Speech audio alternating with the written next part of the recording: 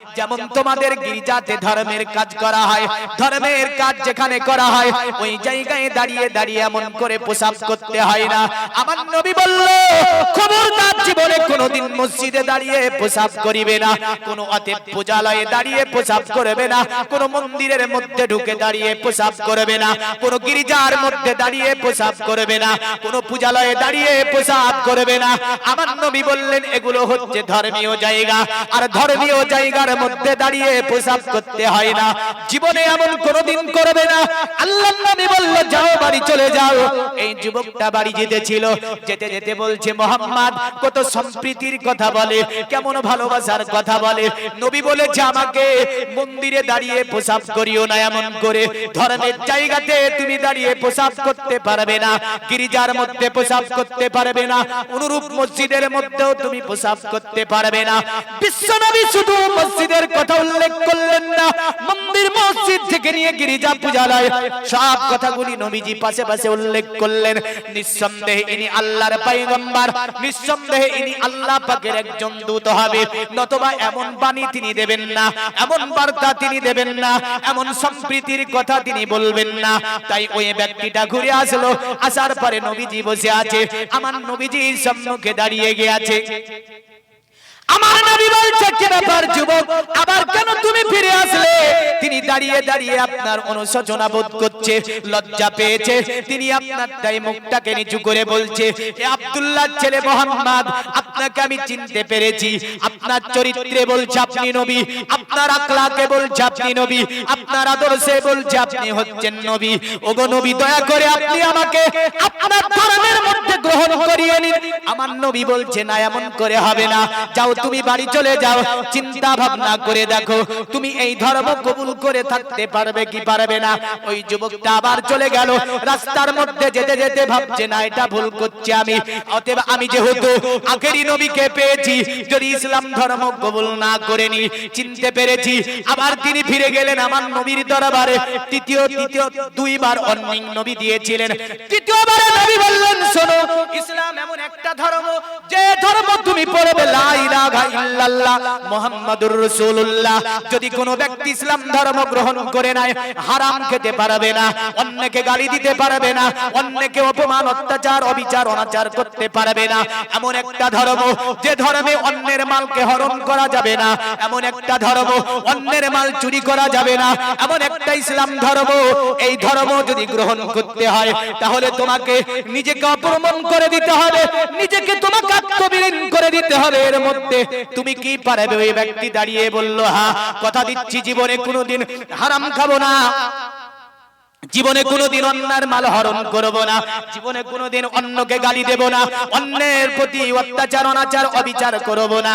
আমার নবীর কাছে দাঁড়িয়ে কলেমা পড়ে ইসলাম ধর্ম গ্রহণ করে নিল। আর একটু জোরে বলা যাবে না? এ কি দেখে হলো ইসলাম কবুল? চরিত্র দেখে, আখলাক দেখে, নবী সাল্লাল্লাহু আলাইহি সাল্লামের ভালোবাসা দেখে, প্রেম দেখে, কথা দেখে।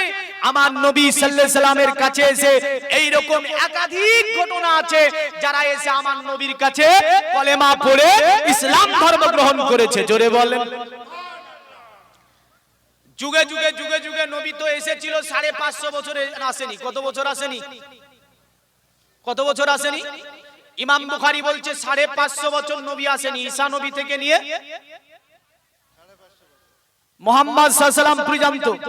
এখন যদি বলি এই 550 বছরের মধ্যে একত্ববাদ মিটতে চলেছিল, তবে একটা জিনিস মনে রাখবেন, একটা কথা এখানে প্রকাশ থাকে যেন, যদিও 550 বছর নবী আসেনি, পৃথিবীর প্রথম ধর্ম কোনটা যদি আমি প্রশ্ন করি, কোনটা বলবেন?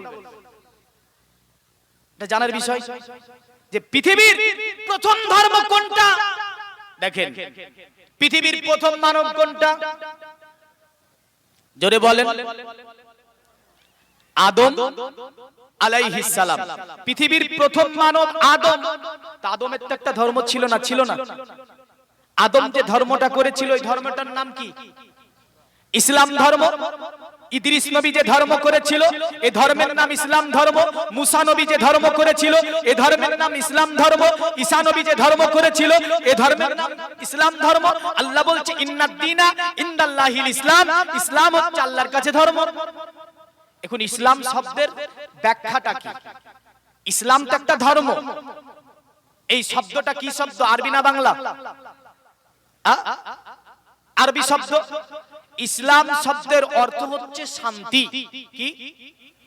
আর একে দ্বারা ধারণ করলো তাদের বলা হয় কি? মুসলিম। মুসলিম শব্দটা বাংলা না আরবি? মুসলিম শব্দটা বাংলা না আরবি? জানেন না? আরবি।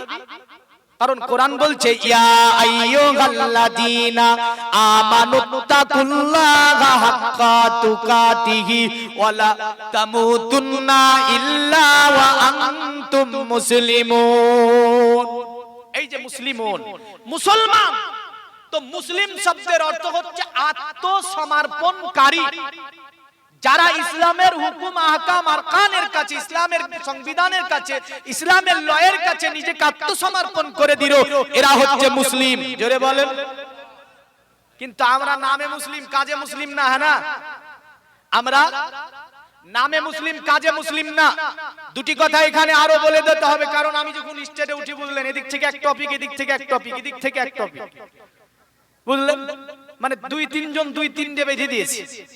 তো যাই হোক, এর মধ্য থেকে একটি বিষয় আপনাকে টাচ করব। যেহেতু আমরা মুসলিম, মুসলিম শব্দের অর্থ হচ্ছে আত্মসমর্পণকারী। বর্তমান সমাজে আমার মুসলমান সমাজ 95% মানুষ কোরআন পড়া জানে না। ঠিক বলছি না ভুল? ঠিক বলছি না ভুল? বেদের আলোচনা, ভবিষ্যৎ পুরাণের আলোচনা, বাইবেলের আলোচনা, গীতার আলোচনা শুনে কি করবেন?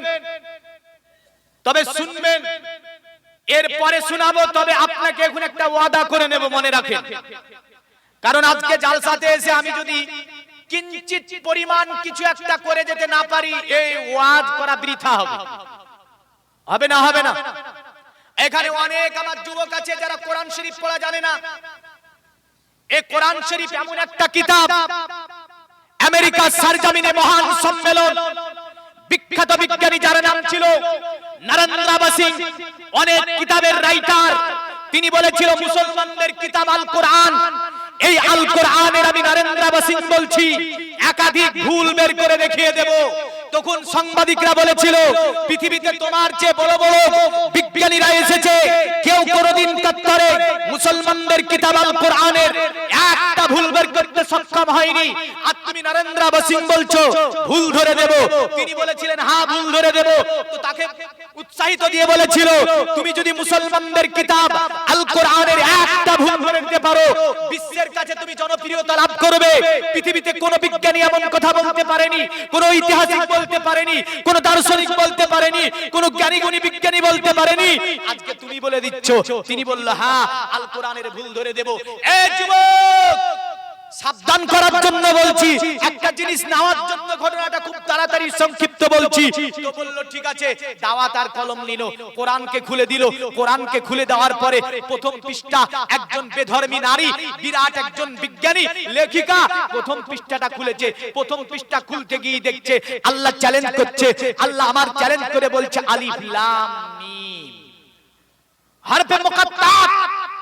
এই শব্দ এমন শব্দ পৃথিবীর কোন কিতাবে পাওয়া যায় না যে শব্দ দিয়ে আল্লাহ এই সূরাটাকে শুরু করেছে। জোরে বলেন সুবহানাল্লাহ। মানে করতে সক্ষম হয়নি কেউ। অতঃপর দেখছে জালিকাল কিতাব লা রাইবা ফি। আল্লাহ বলছে কিতাব जिसके अंदर कोई शक की शोभा नहीं। আল্লাহ চ্যালেঞ্জ দিয়ে বলছে পৃথিবীর জ্ঞানীগুণীরা, এই পৃথিবীর বিজ্ঞানীরা, তোমরা যদি ইচ্ছা করো আল কোরআনের একটা ভুল ধরবো। ভুল তো ভুল, কোরআনের জায়গা পর্যন্ত ভুলের পাবে না। নরেন্দ্র বসিং আপনার কিতাব পড়ার পরে তাজ্জব হয়ে গেল।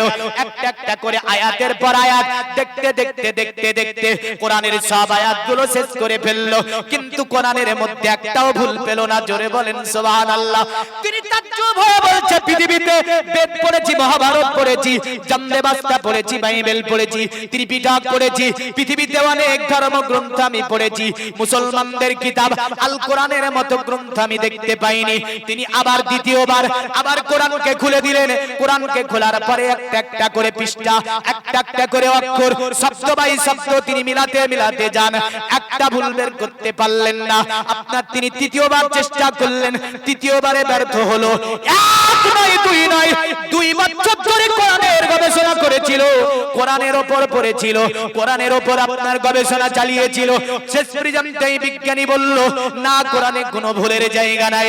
তিনি আপনার কি করেছিল, আমেরিকা সরজমিনে নারীদের পোশাক হয় আপনার অশ্লীল পোশাক, তাই সেই নারী কি করলো, সুন্দরতম একটা পোশাক পরিধান করলো। পরিধান করার পরে মহান সম্মেলনে তিনি কোরআনটাকে বুকের সঙ্গে এমন করে ধরে নেওয়ার পরে আমেরিকার জমিনে তিনি যখন দাঁড়িয়ে গিয়েছিল, বিজ্ঞানীরা আপনার ভেবেছিল, গবেষকেরা ভেবেছিল, এমন করে বিভিন্ন জায়গা থেকে জ্ঞানী গুণী এসেছিল সেখানে। তারা ভাবলো কি ব্যাপার, নরেন্দ্র সিং এর এমন তো পোশাক কোনোদিন দেখতে পাইনি যেমনটা আজকে পোশাক পরেছে, কারণ কোরআনের সংস্পর্শে এসে এই নরেন্দ্র সিং এর মতো মহিলাও যেন মানুষ হয়ে গিয়েছিল। আল্লাহ হুম্মা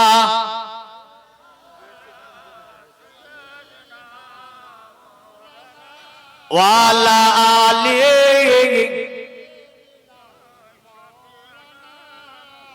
একদিন তোমাকে পরিয়ে কাফন, আত্মীয় স্বজন করে বেদাফন। করবে না, করবে না।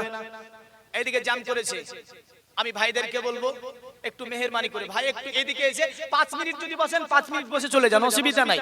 নিষেধ করবো না, কখনো আমি নিষেধ করবো না আপনাকে যে আপনি বসেই থাকেন বলে, যতটা পারবেন। তবে গেটটা ভাই অনুরোধ করে বলবো একটু জাম করবেন না, কারণ আমরা মুসলিম ধর্মের মানুষ, আমাদের আদব এহতেরাম আখলাক চরিত্র, আমাদের আদর্শ দেখি বোঝা যাবে এটা মুসলিম। কিন্তু আদর্শ যদি এদিক ওদিক হয় তাহলে হবে না। একদিন তোমাকে পরিয়ে কাফন, আত্মীয় স্বজন করে বেদাফন, হঠাৎ চলে যাবে আদরের ধান, প্রিয় মা বাবার ভাসিয়ে নয়ন। জোরে বলুন, তৈরি থেকো, তৈরি রেখো, সুন্নতি আমালি মান, একদিন তোমারি নাম মসজিদে হবে এলান, একদিন তোমারি নাম মসজিদে হবে এলান। হবে না, হবে না। যদি মুসলিম হয় মসজিদে হবে, আর সনাতন হলে মন্দিরে হবে, মাইক নিয়ে হবে, এ নিয়ে হবে, ও নিয়ে হবে না, হবে না।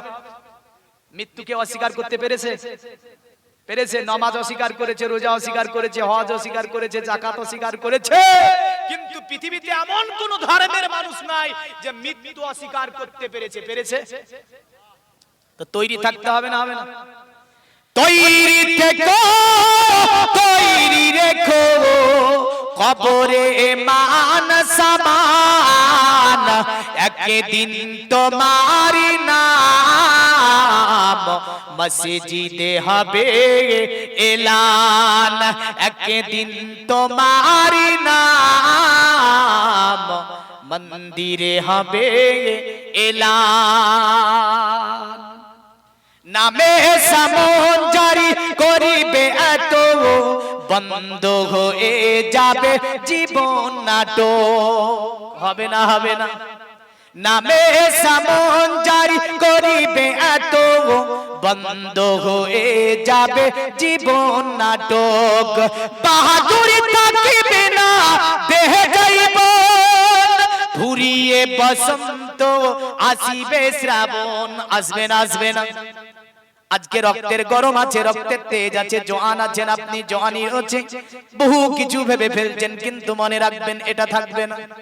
থাকবে। নামে সামন জারি করিবে এত, বন্ধ হয়ে যাবে জীবন নাটক। বাহাদুরি থাকিবে না দেহে যাইব, ফুরিয়ে গিয়ে বসন্ত আসিবে শ্রাবণ, তৈরি থেকো তৈরি রেখো সুন্নতি আমাল ইমান। জোরে বলুন, তৈরি থেকো তৈরি রেখো কোরআনি আমাল ইমান। একদিন তোমারি নাম মসজিদে হবে এলান, একদিন তোমারি নাম মসজিদে হবে এলান।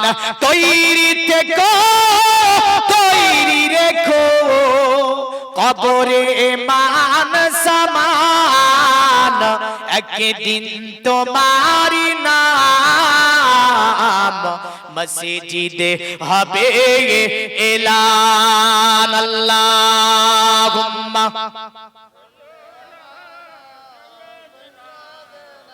মাওলানা মুহাম্মদ ওয়া আলা আলিহি।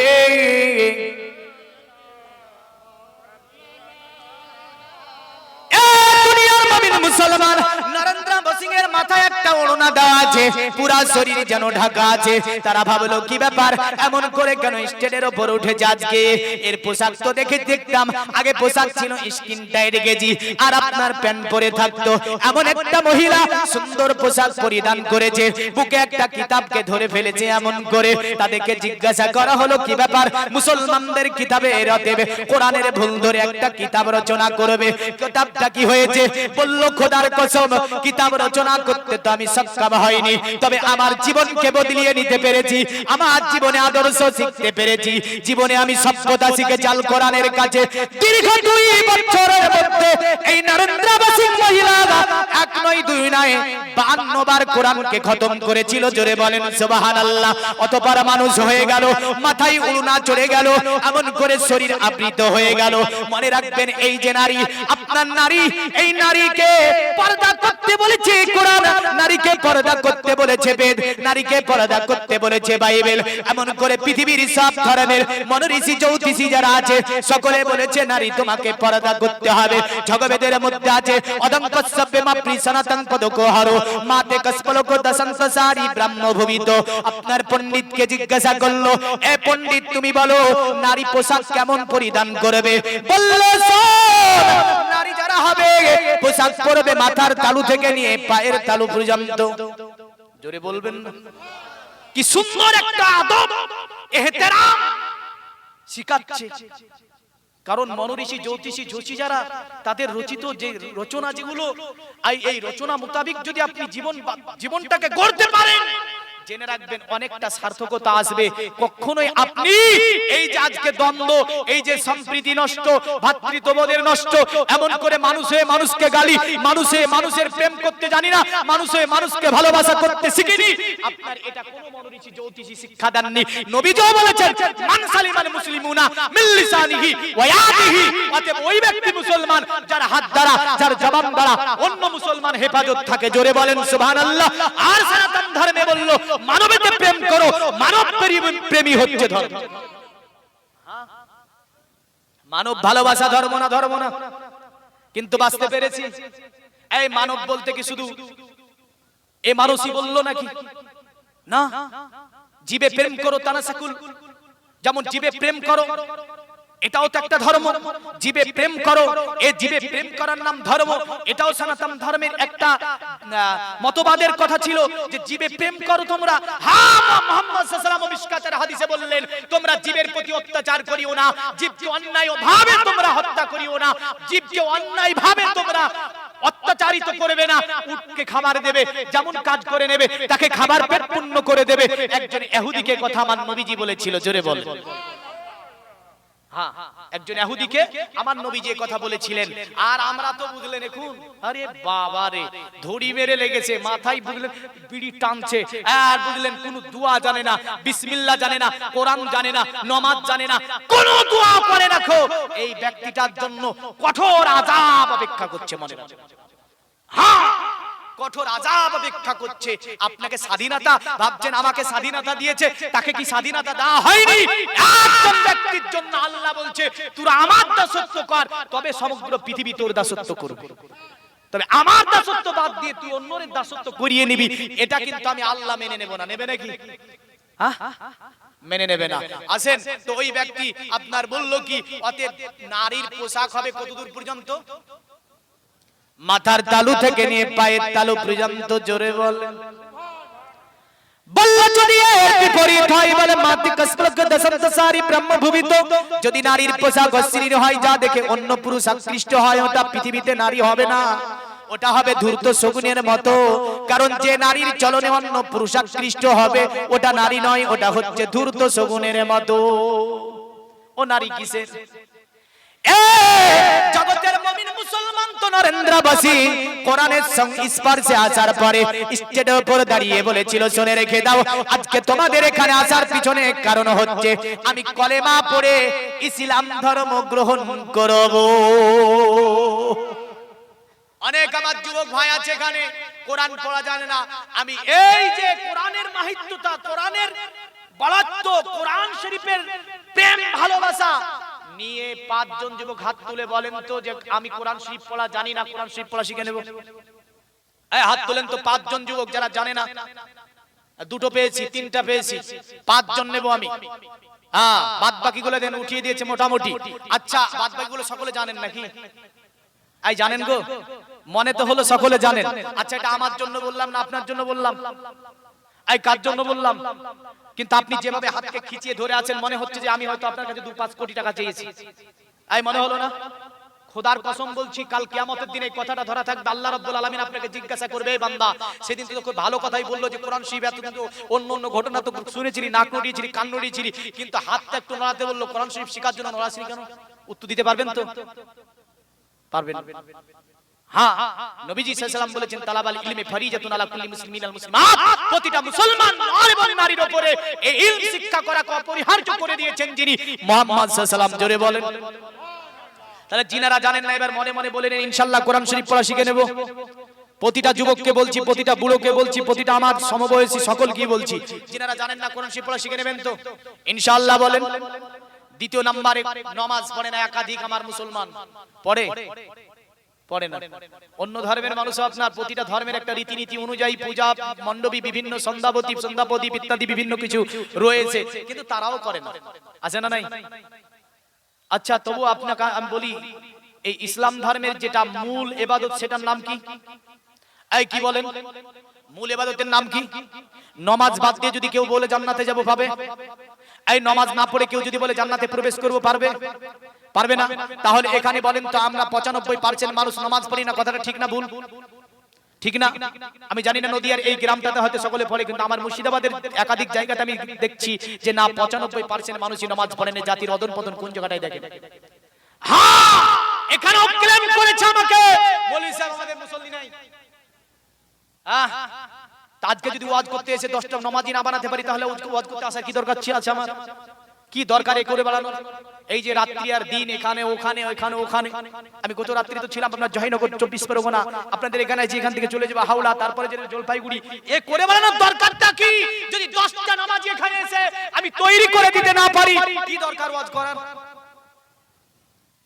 কারণ আমরা ভাবছি যে আমাদের তেজ আছে, অহংকার আছে, টাকা আছে, এ আছে ও আছে, কিন্তু মনে রাখিস মুসলমান ফুস করে কখনই বেরিয়ে যাবে তোর এই যে মধ্যকার শ্বাসটা, সেই দিন তোর টাকা টাকা যাবে না, সাথে তোর জমি জায়গা সব পড়ে থাকবে, ছেলেরা বলবে কালাকারি করবে, আর তোকে ফেলে আসবে কোথায়?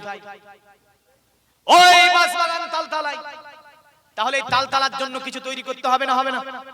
এই তালতলার জন্য তৈরি করতে গেলে আল্লাহকে সিজদা করা লাগবে না? লাগবে না? এমন মানুষের জন্মের পর থেকে এখন আল্লাহকে সিজদা করেনি, আছে না নাই? এই ছেলেটি যদি মারা যায়, এই ব্যক্তিটা যদি মারা যায়, মেয়েটি যদি মারা যায়, পৃথিবীর সব মলবিগুলো এনে দিয়ে জালসা দিয়ে একটু ভালো করে দোয়া করে নেয়, জান্নাতে যাবে না জাহান্নামে? ফতো আপনারা দেন। যে ব্যক্তি আল্লাহকে সিজদা না করি দুনিয়ার জমিন থেকে চলে গেল, তাকে আল্লাহ হায়াত দিল, রিজিক দিল, আল্লাহ তাকে সুস্থ রাখলো, চলমান রাখলো, অশেষ নিয়ামত দিল, আর এই ব্যক্তিটা আসার পরে আল্লাহকে একদিন সিজদাই করলো না, বুঝলেন? এই ব্যক্তিটা দুনিয়ার মলবিগুলো একসঙ্গে এনে দিয়ে জালসা দিয়ে দোয়া করে নেন তবুও জাহান্নামে যাবে। কোথায় যাবে? জাহান্নামে যাবে। অনেক আমার যুবক ভাই নামাজ পড়ো না, তোমাকে আমি বলে যাচ্ছি দেখো 5 ওয়াক্ত সময়ের জন্য হচ্ছে না, 1 ওয়াক্ত তো ধরো। কথাটা ভুল না ঠিক? পাকা ভুল কথা, কিন্তু সমাজের পরিস্থিতির উপরে বলতে হচ্ছে, সমাজের পরিস্থিতির উপরে বলতে হচ্ছে। 1 ওয়াক্ত 5 ওয়াক্ত না পারলে 1 ওয়াক্ত পড়ো। 5 জন আমার যুবক ভাই হাত তুলে বলেন তো মৌলভী সাহেব, 5 ওয়াক্ত যদিও না পারি নামাজ পড়তে, 1 ওয়াক্ত হলো আমি আল্লাহর ঘরের সঙ্গে একবারের মতো আল্লাহর সঙ্গে সাক্ষাৎ করব, দর্শন করব, আল্লাহর ঘরের সঙ্গে সম্পর্ক রাখবো, একবার মতো হলো। 5 জন ভাই আমার হাত তোলেন তো দেখি। আলহামদুলিল্লাহ, অনেকে হাত তুলেছে, আলহামদুলিল্লাহ। যাক, আল্লাহ হাতগুলোকে কবুল করে, সকলের রুজিতে বৃদ্ধি করে দেয়, পরিবার পরিজন নিয়ে দুনিয়ার জমিনে শান্তিময় জীবন যাপনের তৌফিক দেয়। বাচ্চা যিনারা আছে পরিবারে অসুখ বিসুখ থেকে তাদেরকে হেফাজত করে, পুরো পরিবারটাকে ইসলামের অঙ্গীনায় যেন জীবন যাপন করার তৌফিক এনায়েত করে। সকলে বলুন আল্লাহুম্মা আমিন। আরো জোরে বলুন আল্লাহুম্মা আমিন। জাওয়াজ করেছি পিছনে, আর জাওয়াজ সামনে করব, মধ্যখানে এটা রাখলাম, এটাই হচ্ছে মূল ওয়াজ, আর কোনো ওয়াজ নাই। মনে রাখবেন, এবার সামনের দিকে আগাবো। আমি বলতেছিলাম আল কোরআন হচ্ছে এই জাতির জন্য জীবন ব্যবস্থা। আল কোরআন যেহেতু এই জাতির জন্য জীবন ব্যবস্থা, এখন আমি আসি, এই কোরআনটা নাজিল হয়েছে আজ থেকে কত বছর আগে? 1400 বছর আগে। কার উপরে? মুহাম্মদ সাল্লাল্লাহু আলাইহি ওয়াসাল্লামের উপরে। কোথায় নাজিল হয়েছে? মক্কাতে এবং মদিনাতে। তো মক্কাতে মদিনাতে যখন নাজিল হয়, তখন আরবের সংস্কৃতি কেমন ছিল? আরবের সংস্কৃতি ছিল তারা গজল ভালোবাসতো, কবিতা ভালোবাসতো। কি ভালোবাসতো? গজল, কবিতা, এগুলো ভালোবাসতো। কারণ অন্ধকার আচ্ছন্নিত, যার কারণে আপনার সনাতন ধর্মের একটা কিতাব, কিতাবটি হচ্ছে ভারতবর্ষের প্রাচীন একটা কিতাব, কিতাবটির নাম হচ্ছে মহাভারত। এই মহাভারতের মধ্যে বর্ণনা করেছে কালক্রমে বিষ্ণু যশেতে নামেতে ব্রাহ্মণ সম্বল নগরেতে জন্ম লইবেন, তখন মহাবীর্য মহাবুদ্ধি কলকিতার ঘরে জন্মিবে যথাকালে দেবকার জাতরে। পৃথিবীটা যখন অন্ধকারে আচ্ছন্নিত হয়ে যাবে, যখন আল্লাহর ইবাদত করার কেউ থাকবে না, আল্লাহকে ডাকার কেউ থাকবে না, এক আল্লাহর ইবাদত করার মতো মানুষ থাকবে না, তখন আল্লাহ কি করবেন? বিষ্ণু যশের ঘরে একজন ব্যক্তিকে পাঠিয়ে দেবে। বিষ্ণু যশ শব্দটি হচ্ছে সংস্কৃতি শব্দ। বিষ্ণু যশ শব্দটি যদি বাংলা করা হয়, বাংলা হবে আল্লাহর দাস। বিষ্ণু যশের যদি বাংলা করা হয়, বাংলা হবে আল্লাহর গোলাম। আর যদি আরবি করা হয়, আরবি হবে আব্দুল্লাহ, মানে আব্দুল্লাহর ঘরে এমন একজন ব্যক্তিকে পাঠিয়ে দেবে।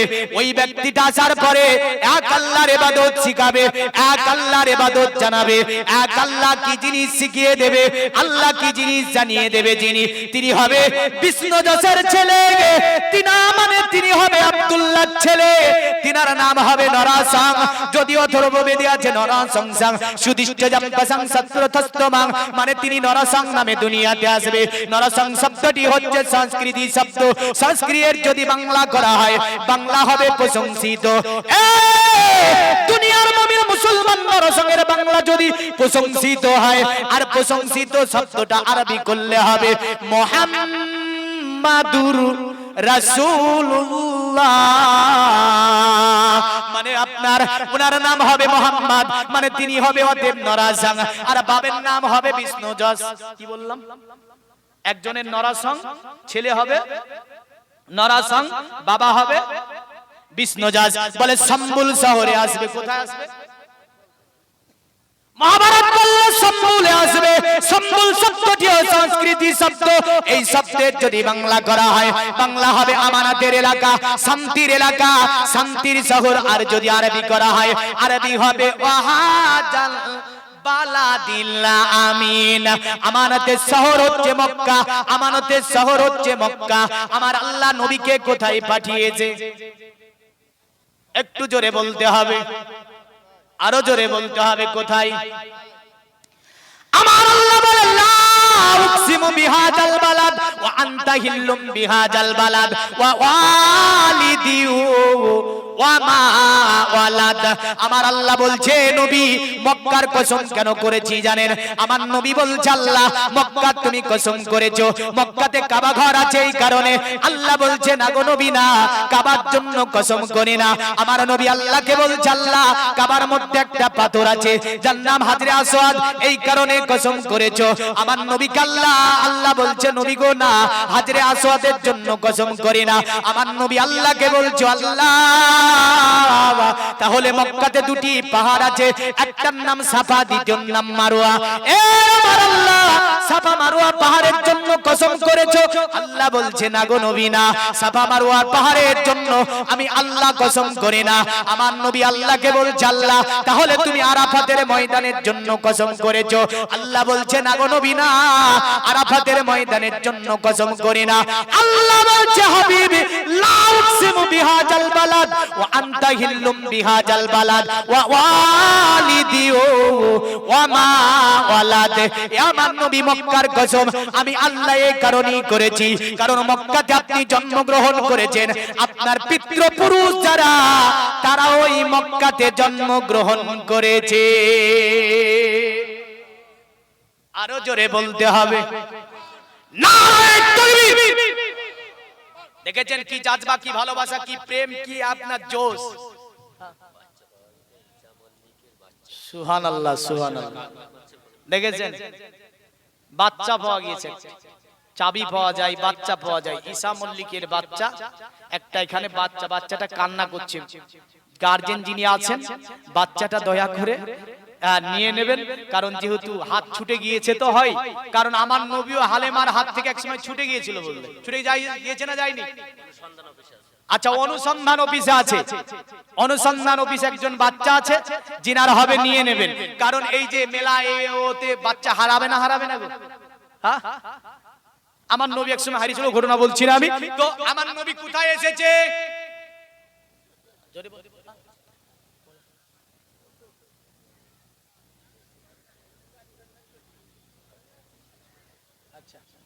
তো কোথায় বললো? মক্কা। আরে সত্যের পানি নিয়ে এলো মক্কায়, বাতিল বিদায় হলো তিনারি ছোঁয়ায়, বেদিনের আকায় পূজা নেহি হয় মক্কাতে আলামিনোরায়।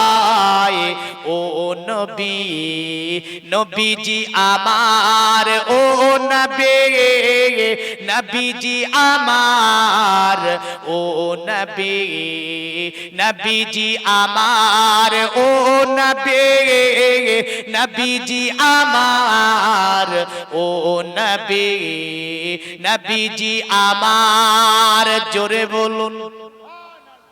এ দুনিয়ার মুমিন মুসলমান তো নবী এলেন সম্বুলে, বাবার নাম বলেছি বিষ্ণুজাস, ছেলেটির নাম বলেছি নরাসাং। বাংলাটাও বলে দিয়েছি, আরবিটাও বলে দিয়েছি। এবার আসবো আমি এই নবী দুনিয়ার জমিনে আসার পরে যে সময় নবীজি এসেছিলেন, কাবার মধ্যে অনেকগুলো পূজা রাখা ছিল না? ছিল না? বেদে আছে কাম্মেস্তেতে হুতুঙ্গানা প্রাপন্ন দেবতা তং তং নিয়ামস্তাই প্রাকিতা নিয়াতা সবা। কতটা ছিল? 360টা। কটা? নবীজি এসে বললেন যখন তারা সেখানে যেত, যাবার পরে বলতো কারো নাম রেখেছিল লাত, উজ্জা, বালা, বাক্কা, হানাত, মানাত, সানাত, কানাত, জানাত, লানাত, বিভিন্ন নাম। 60টা 360টা নাম মুখস্থ থাকে নাকি? তো